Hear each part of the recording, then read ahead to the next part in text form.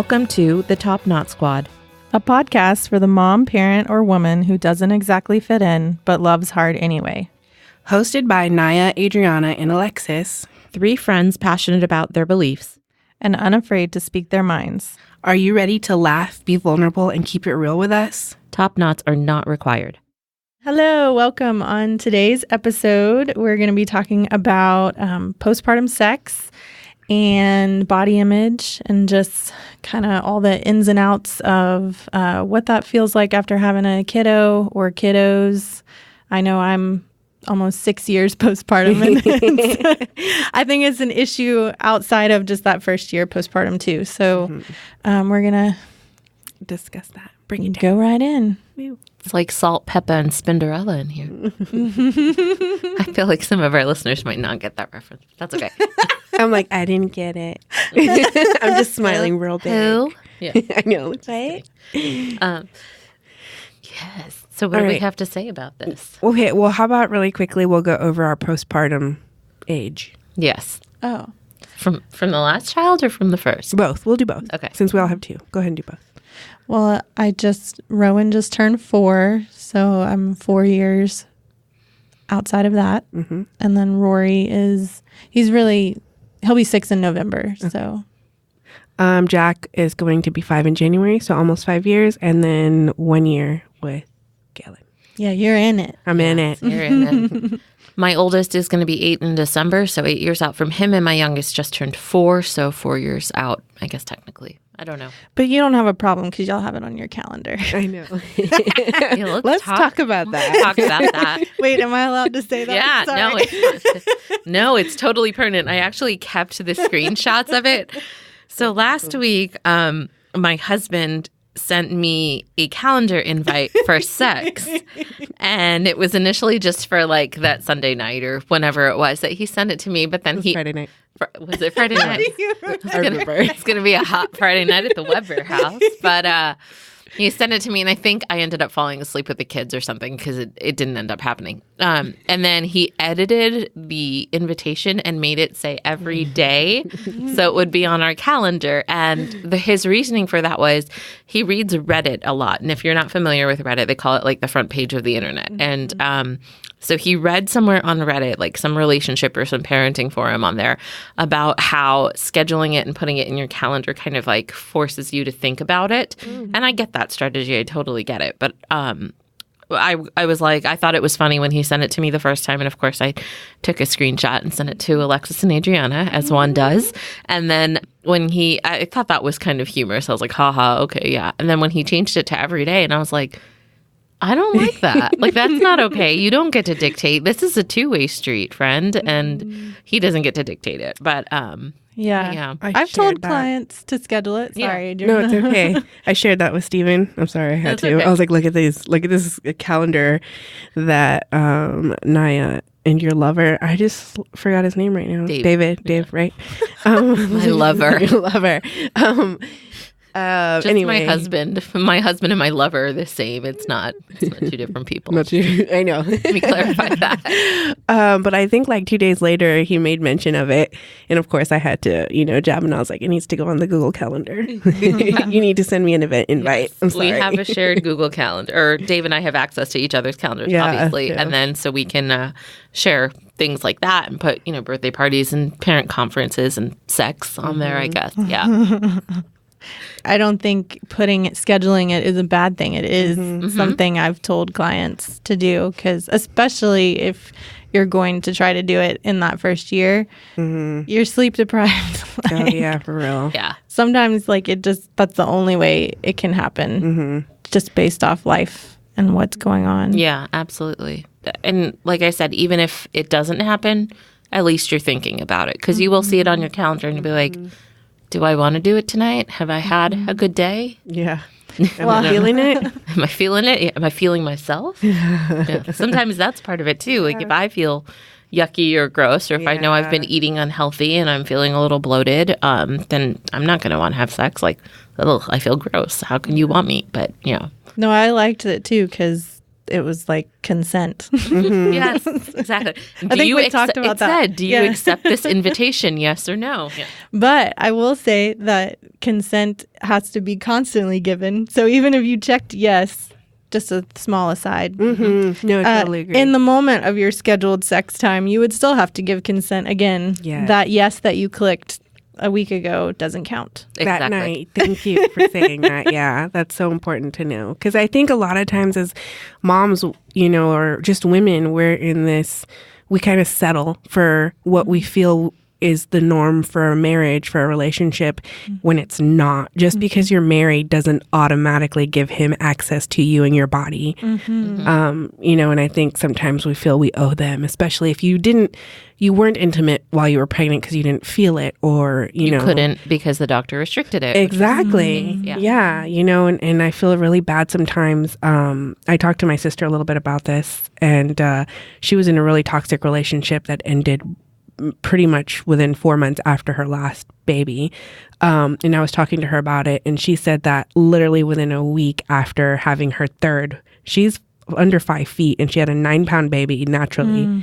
And within a week, he was already there demanding, demanding sex and stuff. And it was just really hard for her. And she said at that point, that should have been a red flag for a really toxic and horrible relationship. But she was trying to please him because she was afraid she was going to lose him. And I think a lot of us kind of fall into that. And I know we're kind of straying a little bit, but it's still related. But the majority of sexual assaults are committed by someone that you know, and they typically happen with someone that you're like in an intimate relationship with. Yeah. So it is possible for your partner to not respect your boundaries. I know. Oh, I hate it. So I'm also, this is straying, but that's oftentimes why they don't get persecuted, or, they don't go to court. No charges, there's because they're like, oh, well, you're married. So what? It's still your body.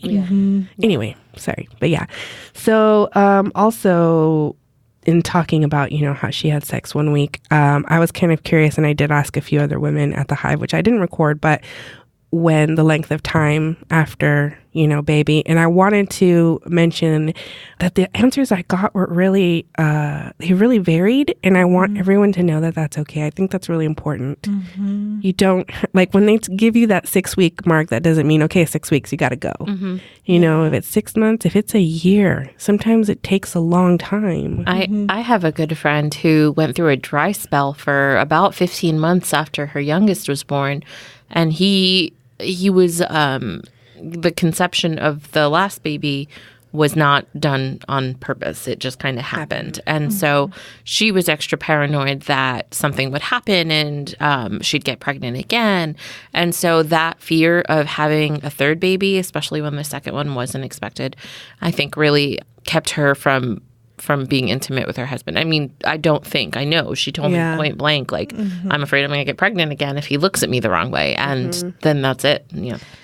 I hate the 6-week timestamp in general for a lot of different reasons. We kind of talked about this at your panel, Naya's panel yesterday, in regards to mental health, because the standard of care is you see your doctor at 6 weeks and that's it. And they're like, they check all these boxes, like you can work out, you can have sex, you can resume all normal activity. And so it's like you're giving them the idea that they're okay and all is well and they should be good. But a lot of women struggle beyond the 6 weeks with not just sex, but other issues as well. Things, So anytime you put that timestamp, it just creates unnecessary pressure. So, and both ways, I think. So not only because there are some women who want to have sex before 6 weeks, and they might feel a certain way about sharing that, or you know what I mean, because it's not the norm, and it's they've not. What kind of response are they going to get? Are they going to get judged because they did? I've even heard of people getting pregnant when they have a couple friends sex. out. Yeah. And so just kind of the responses that they get based like, oh, well, you should have known better, type things, which are not helpful. Yeah. It's like super judgmental. Yeah. But then on the other side, like if you're not ready, now people are telling you, well, you're at 6 weeks. You should be ready. And it's just not cool. No. I hate it. So part of what I do in lactation consults, especially with moms whose babies are getting closer to that 6 week mark, we talk about birth control and what they have planned, and it's usually an awkward conversation because dad or partner is in the room, or grandma sometimes. But we do talk about, it's like, have you thought about birth control? Have you thought about this? And I think it's something that more medical professionals should be having. And I know we touched on this yesterday too, about the lack of postpartum care that moms get after that 6 weeks. Just like you said, that's it. You don't see most of the time, you don't see your healthcare provider again until it's time for a well woman check. But that's a lot of time in between. And so I think that as postpartum birth professionals, like the postpartum doula, the lactation consultant, anyone who's in contact with these moms around the time they get that all cleared for sex and exercise, somebody needs to make sure that they have plans in place, whether it's telling them even just to listen to their body and with exercise and not go too fast, and don't sign up for a marathon for next month. And even if you did it all through pregnancy, but there definitely needs to be some more, I think, education or at least guidance. I don't know if guidance is even the right word, but just somebody to kind of say, well, this is what's normal. This is what you can expect. This is if this happens, that means you should call someone. Or even just like space to have a conversation about it. Yeah. Because I know that like my first time having sex after Rory was excruciatingly painful. And I didn't really know who to talk about it with, Right. And so I know that there's especially first-time parents that they might have an experience like that, and they might assume, okay, this is just normal, and this is how they don't talk about it, and that's not normal. And there's things that you can do to help fix it. So pelvic floor therapy. Yeah. Good to know. For sure. Yeah, because that's definitely one of the reasons, a lot of you might need to wait to have sex, aside from pain, vaginal dryness. You're just freaking tired. If you tore. Yeah, Yeah. Exactly. You're healing. Yeah, inside and out. Yes, all of that. And I wanted to throw this out there because I thought this was really interesting. But I was reading an article on how sometimes the partner or the male, I guess, or partner will also, their hormones will change as well. So they'll be more in the daddy headspace, and their libido will also drop with you.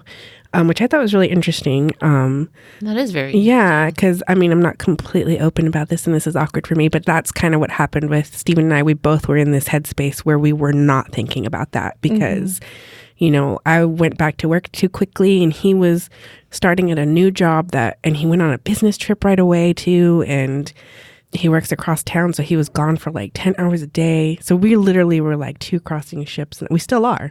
Yeah. And it's Feel that. yeah. So They're with you. I know we joked about the calendar thing, but I really was we might have to freaking do this because I never see you. We're like last night I was in bed by 7:30. It was high five, I'm out. I'm going up. That's it.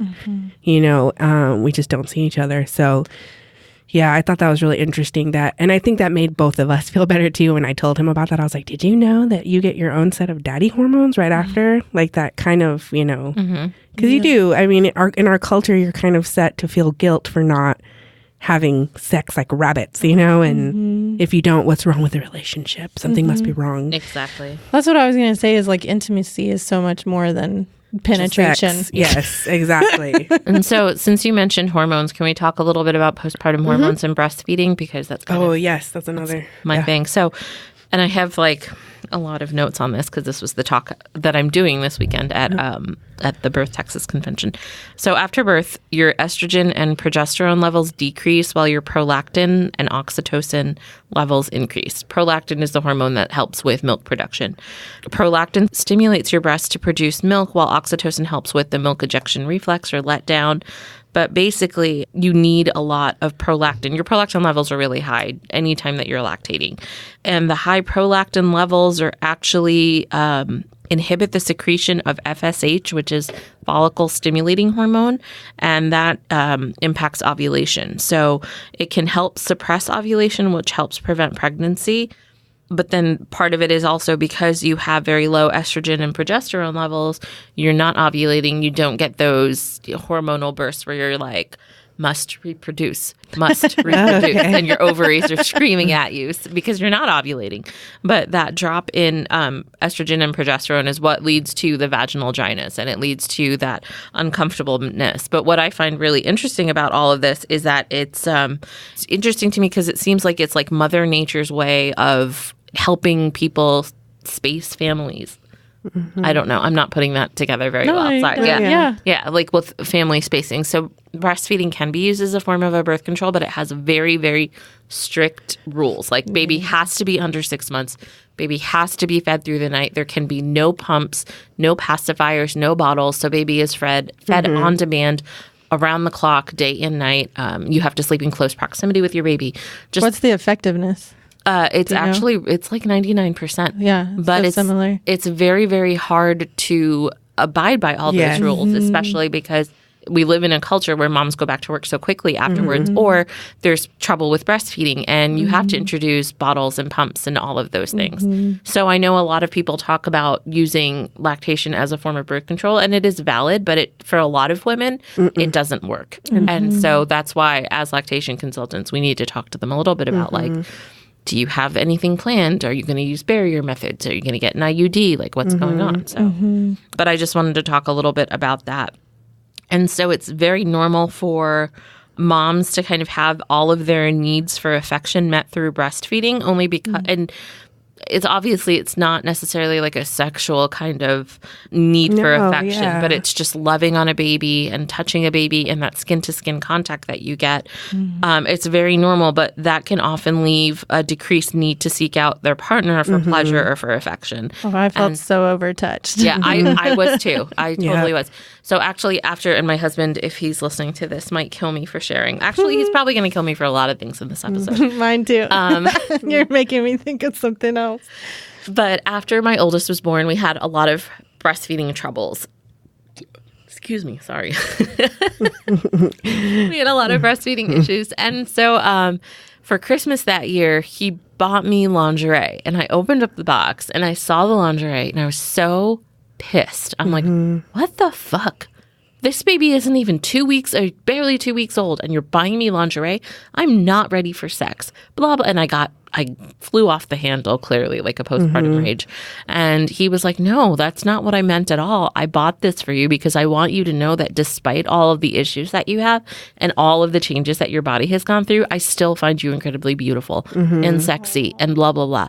And so, that was kind of like, oh, well, then I'm the asshole in the relationship. No. But it was just kind of a gentle reminder to me to know that just because he's buying me lingerie doesn't necessarily mean that it's like, all right, it's time to throw down. Let's go in the bedroom or whatever. So it can, and just kind of what you were saying, Alexis, intimacy doesn't have to be penetration. It doesn't have to be sex. It can just be time together. More than penetration, but that was the word that came out. Yeah. No, I know. No, but literally, I totally agree. I agree. Yeah. And you're right. For you, that, that gift was enough, that, him acknowledging the changes that you're going through and everything you've done. And I think we forget that. We forget, like, we just went through something amazing and painful and just draining.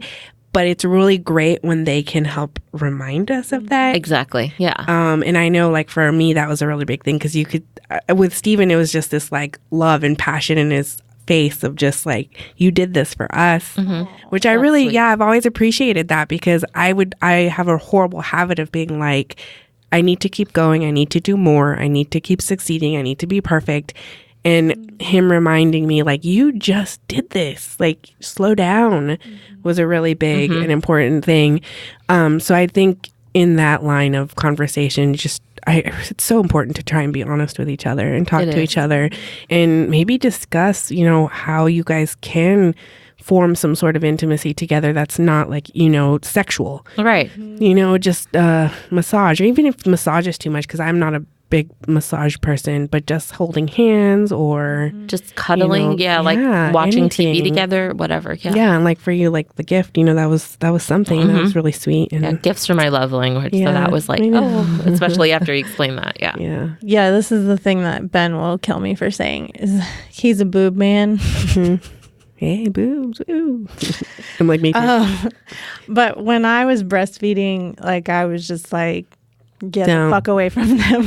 They're off limits. They are working 24/7. Yeah. They have a new job right now. And there was no way in that space that he could ever do the things that he's done before to my boobs. I have to admit that with my oldest, I was the same way. I had a really hard time like compartmentalizing that breasts could be functional and sexual, and at the same time, depending on who had them, really. I don't know how else to put it.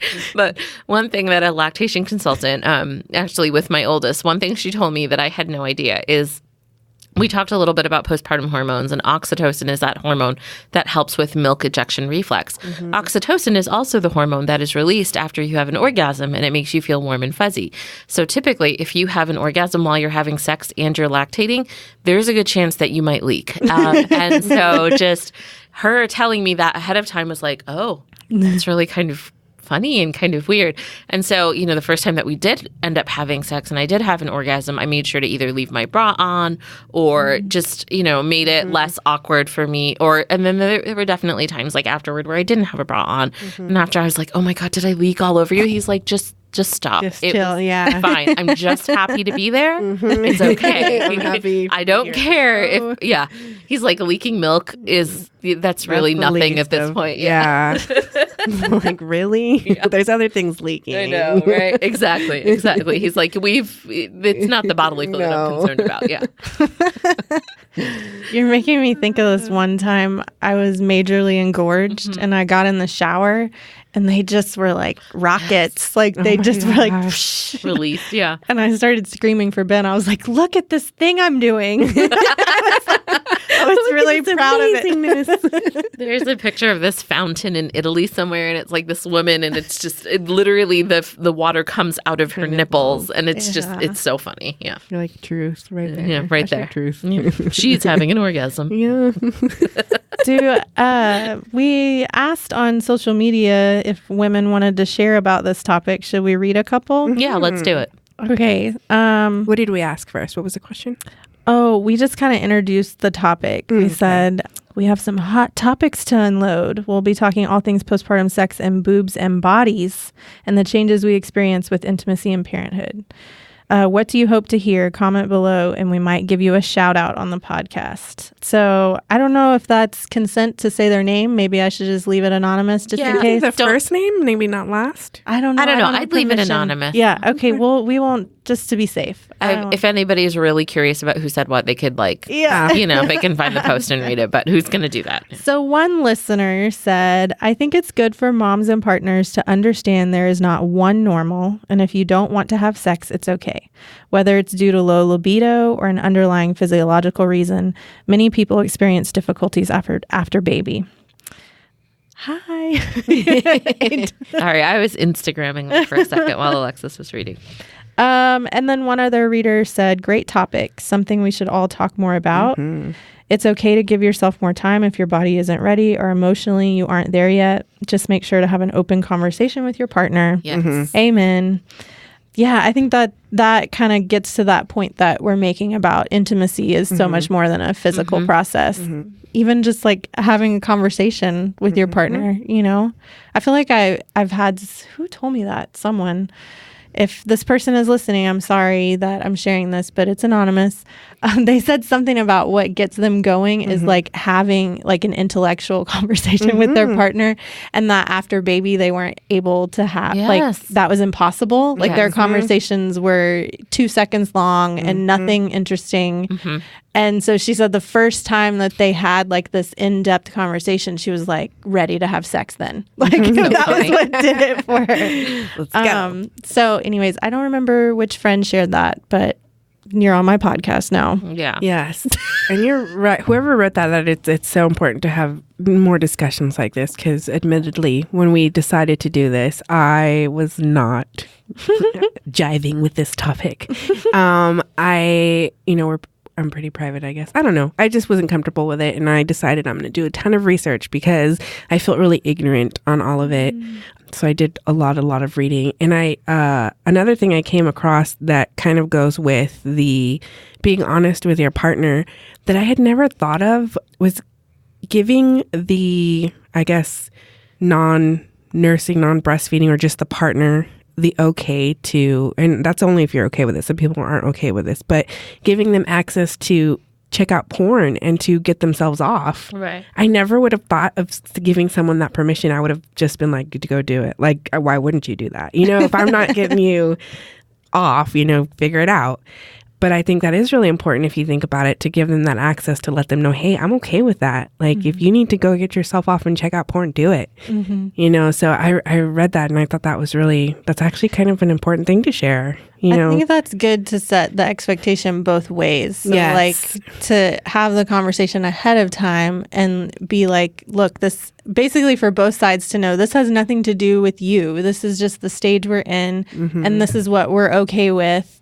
So like for, you know, the mom that just gave birth, if she doesn't want to have sex right away, the partner understanding that has nothing to do with him and his abilities to please her. Like, you know what I mean? And then on the flip side, if he's wanting to help himself, like, yes, exactly. It's nothing about her or the fact that she's not able to provide that. You know what I mean? So open conversation about those expectations can be helpful. Definitely. I think so too. I think it'll just avoid, and it'll help avoid any awkward situations, like if you walked in on your partner or something like that.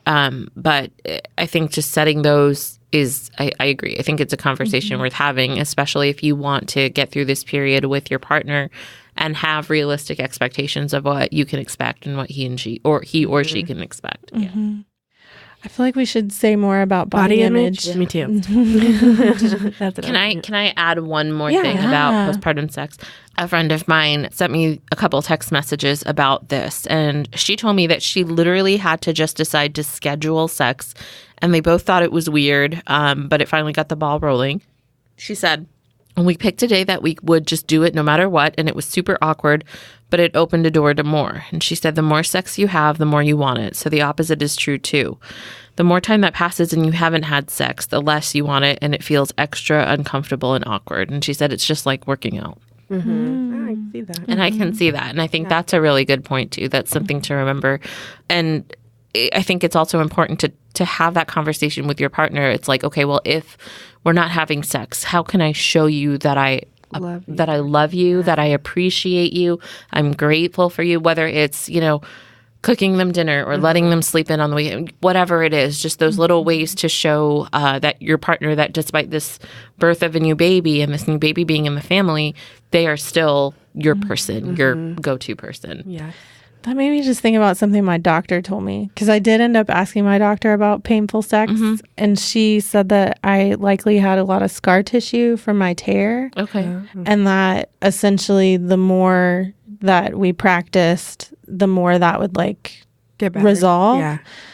I don't actually know if that's true. Do either of you? Like, did she give me good advice? I don't know. Like, I know that I have friends who've had cesareans and they've gone to physical therapists to have the cesarean scar tissue broken down, or somebody works on it, like manually works on it with their hands in order to break down the scar tissue. I know that's what pelvic floor can provide too, I think. Shoot, we need a pelvic floor specialist. Yeah. They probably would know. I'm sure they know the answer.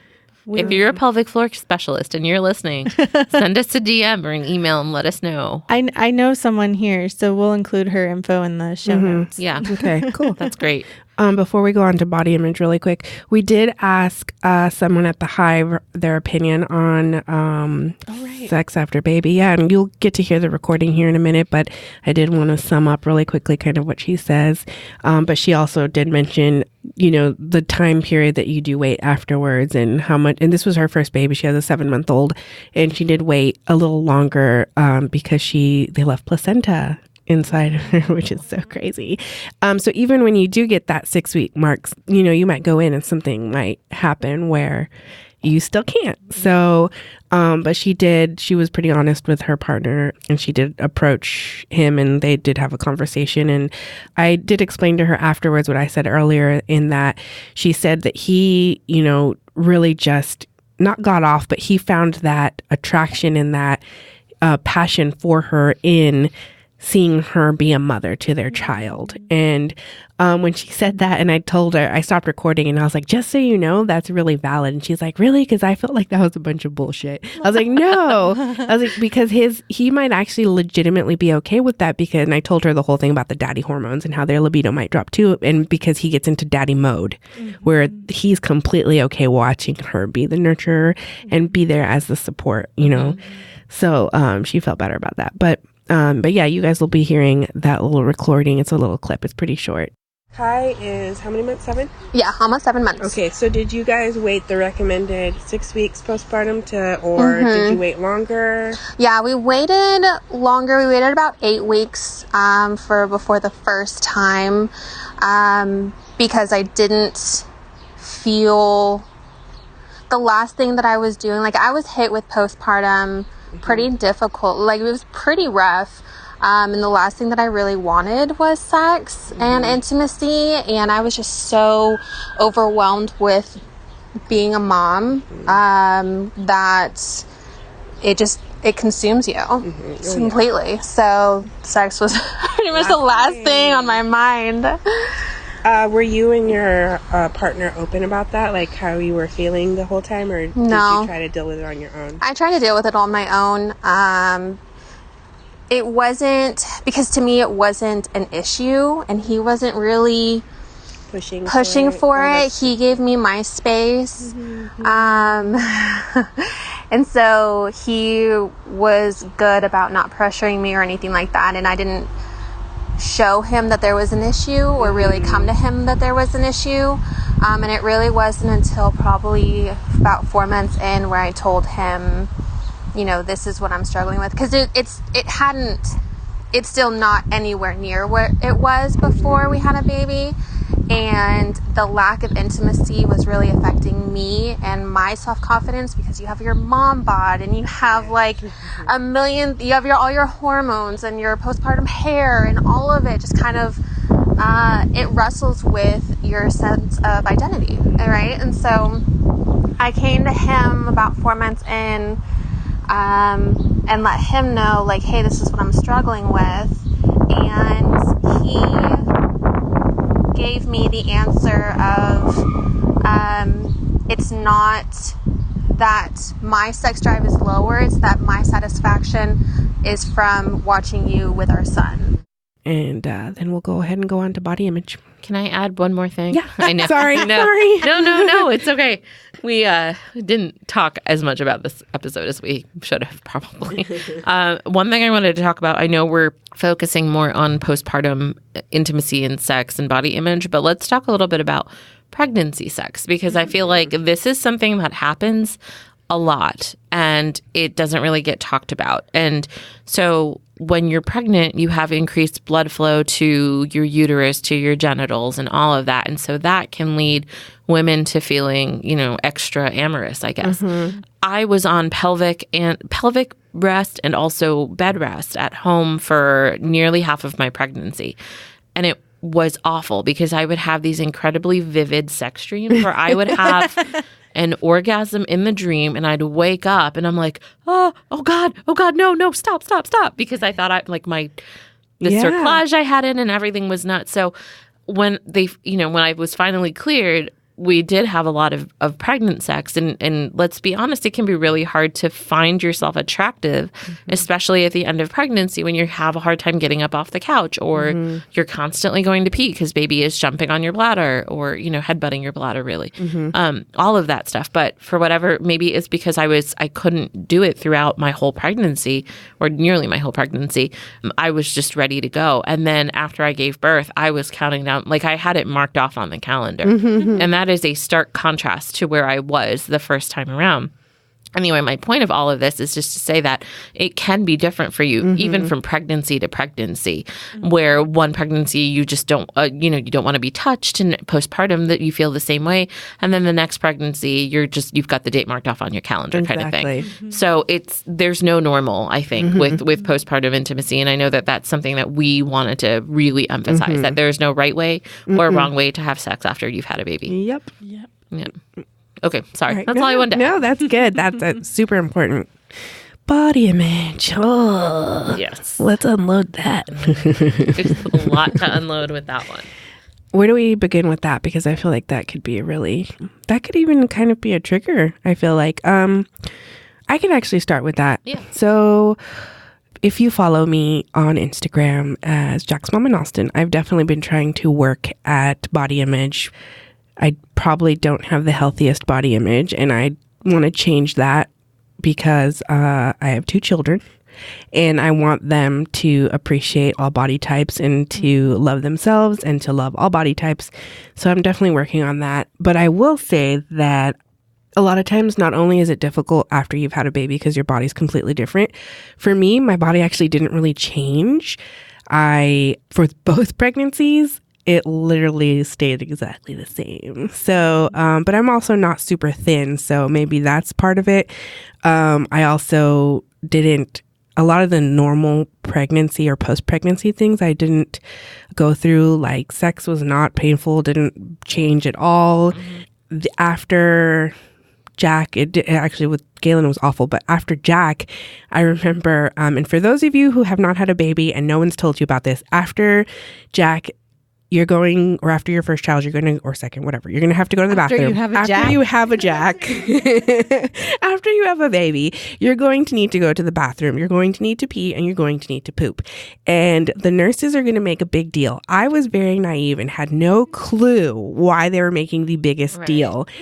And I went to the bathroom, and I did both. I peed and I pooped, and I had no problem. Nothing happened. Nothing changed. Did not know why they were freaking out. They came in and they're like, "What? Like, you already went to the bathroom?" And they're looking at me up and down, like waiting for me to say more. And I was like, "Yes." Like, what is that? It was I left it in the toilet. If you want I know. I had no clue. So that was just really, so a lot of the postpartum stuff I didn't really.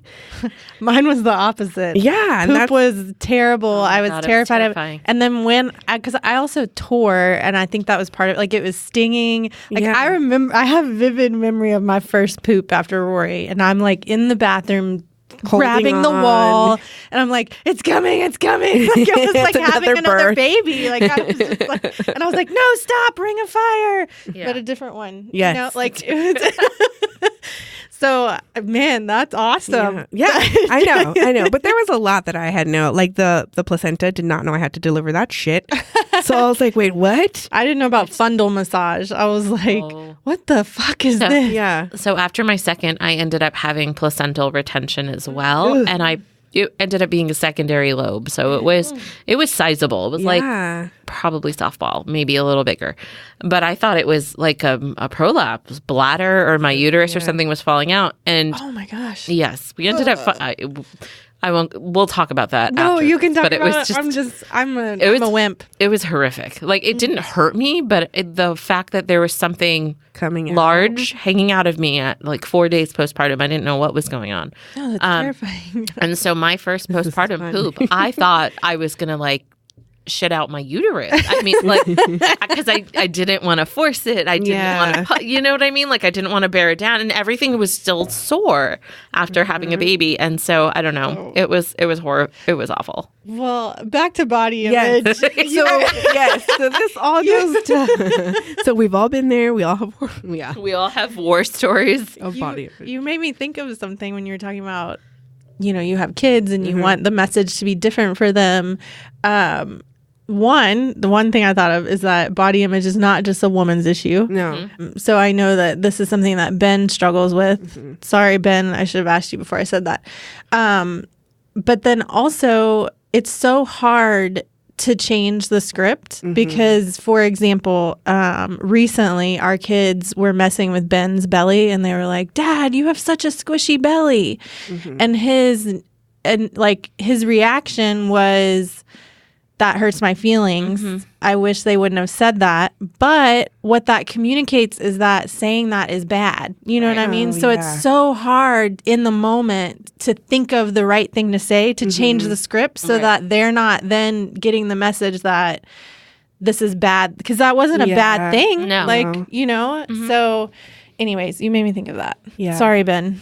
No, we watch enough Peppa Pig for Jack to be totally cool with like punching Steven's gut and being like, "You're Daddy Pig." And Steven's totally like, he does, ultimately, he's like, Yeah, my youngest has been like, "Mommy, your belly is so squishy. Do you have a baby in your belly?" And I'm like, "Nope." No. No. Thanks for asking. Steven did say that your husband was, I forget names. I suck. Ben, thank you.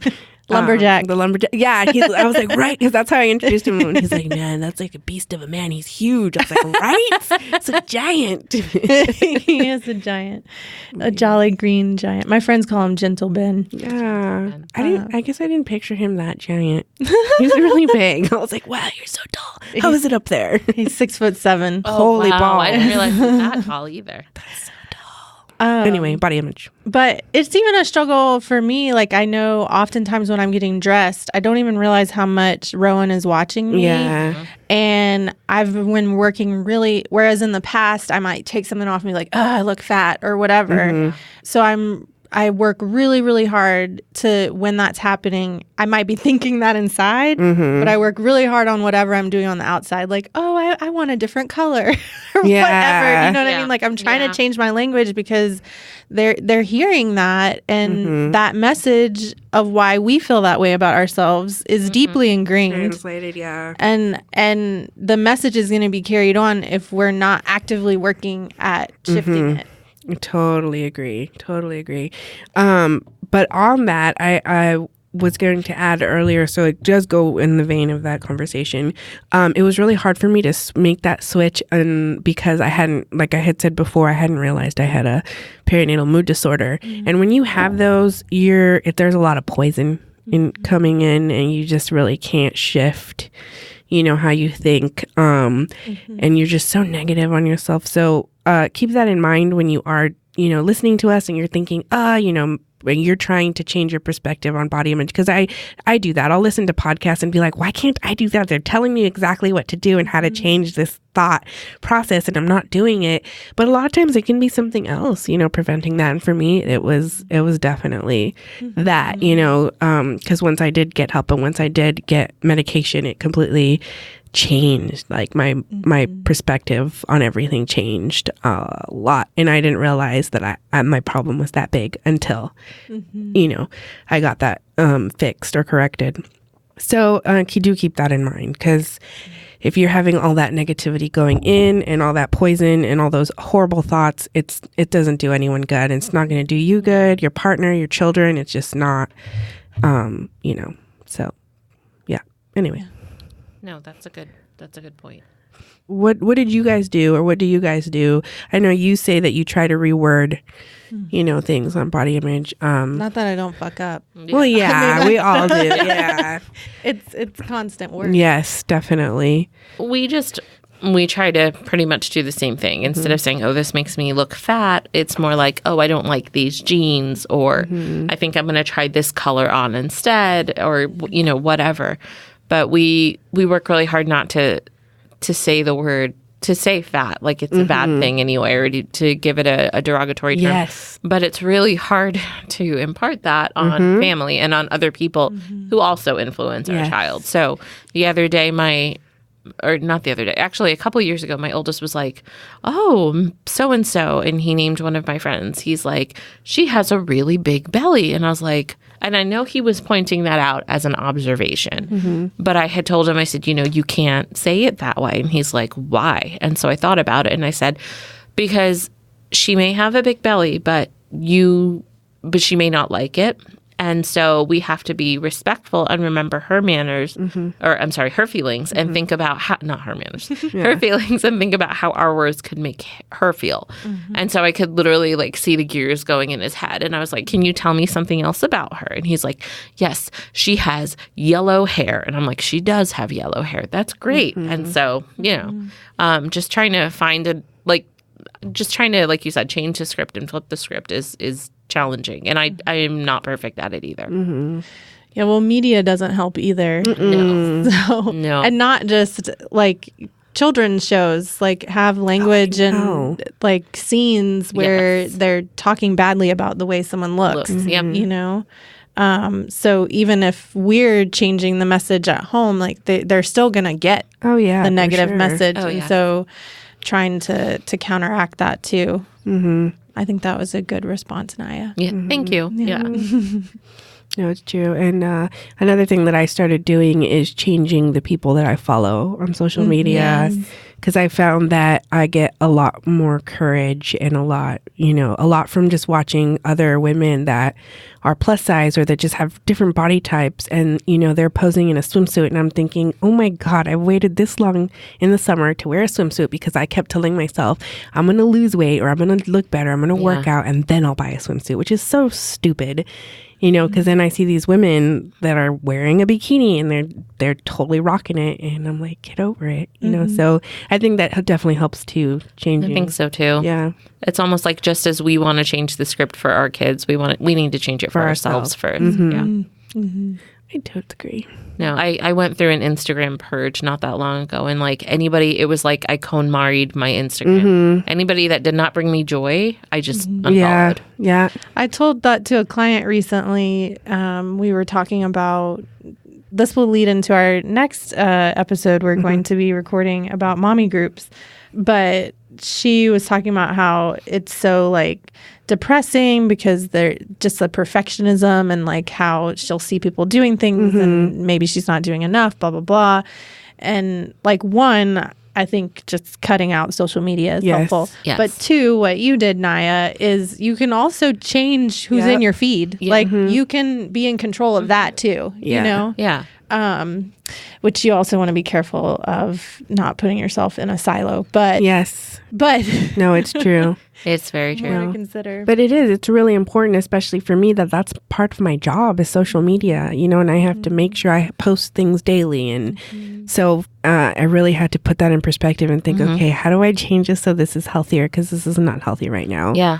That's kind of what I had to do too. And then I had to be like, you know what? Fuck it. If everybody else unfollows me too, that's whatever. Fine. I don't care. It's just a number. It doesn't matter. Exactly. And I think staying true to our authentic selves in a world of, perfect squares is important. I know.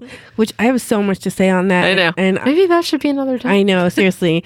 One thing. For those of you out there on Instagram that have the like 6 under 6 and have a white house and a white couch with white carpet and you're posting this, I do not believe it. I call bullshit. That's all I have to say about that, because I see that way too often, and it used to really bug me until it was right after Galen was born, and I posted a photo and my countertops were trashed, and someone wrote, "Oh my God, I love your countertops. Thank you." And I was like, oh, I guess you're welcome.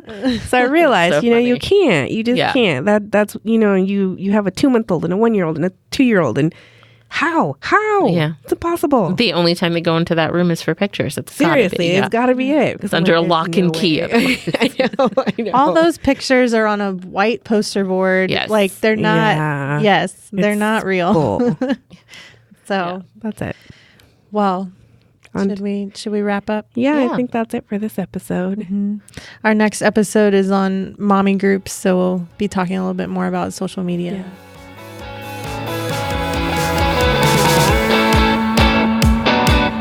Thanks for listening to Top Knot Squad. If you like what you hear, then be sure to click the subscribe button in your podcast app. And while you're there, leave us a review. Want to internet stalk us? Find us on Facebook or Instagram at Top Knot Squad and interact with us. We love making new friends.